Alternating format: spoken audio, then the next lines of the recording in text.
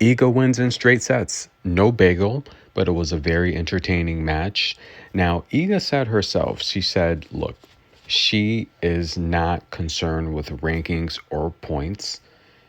She just wants to play tennis and get victories. And she gets a victory today. Yes, it was a straight set victory. And Sarah, listen, we all know the Spanish tennis players, they start their training behind the baseline. And Sarah is one of the best defenders there is on tour. An amazing shot maker. She can play the lines. She has a good mid range game, but we all know, look, that amazing top spin she uses to keep opponents off of her. And she's got a good slice as well. I felt she challenged Iga a lot in this match, like several breaks. Now, they did play recently at Wimbledon where, look, Wimbledon's a much faster surface. You know, you don't see too. I mean, Garbina Muguruza, we saw her take out Venus Williams at Wimbledon, but for the most part, you don't see that many Spanish players, go deep at Wimbledon because of the fast surface. I mean, a lot of the Spanish players, look, we all know the Roland Garros.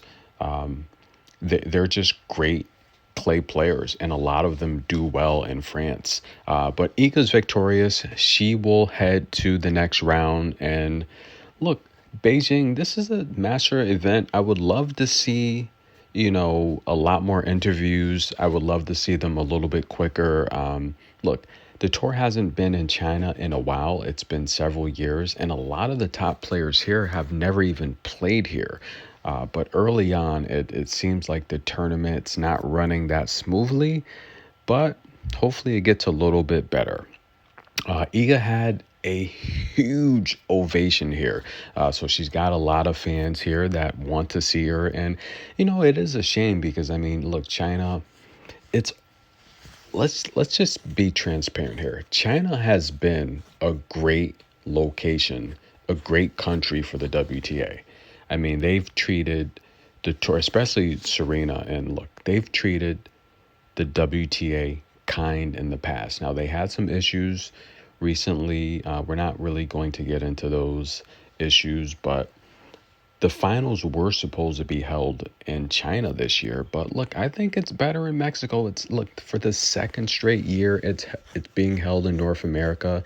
And look, in Texas last year, that was the first time in 20 years we had the WTA finals here in the United States. So I thought that was beautiful.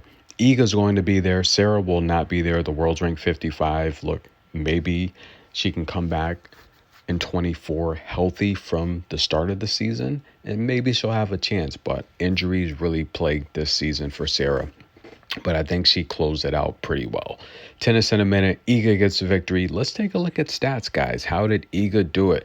Now, she attacked the second serve of Sara Sorribes Tormo all match long. Sarah was under a lot of pressure with Iga's quick strike tennis, and Iga won nearly 80% of Sarah's second serve all match long. Now, that's a lot of pressure if you take a look there.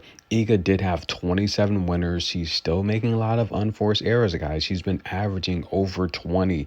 Look, that number is probably close to 30 after she put up 50 unforced errors her last loss. But she did struggle on her first serves one, and of course, Sarah's going to do that. She's such a solid player. But listen, guys, the net points. We're seeing Iga come forward towards the net a lot. So we're seeing her address the issues in her game that a lot of the top players are good at. Net play, strength, baseline play. So she is working on improving. So that's a good sign there. Who's up next, guys? We have Ons Jabeur coming up next. That's going to be a good match.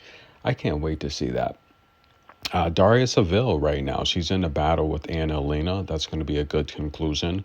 Lynette and Brady. Ooh, I think I got a prediction for that match. Tennis in a minute. We'll be back.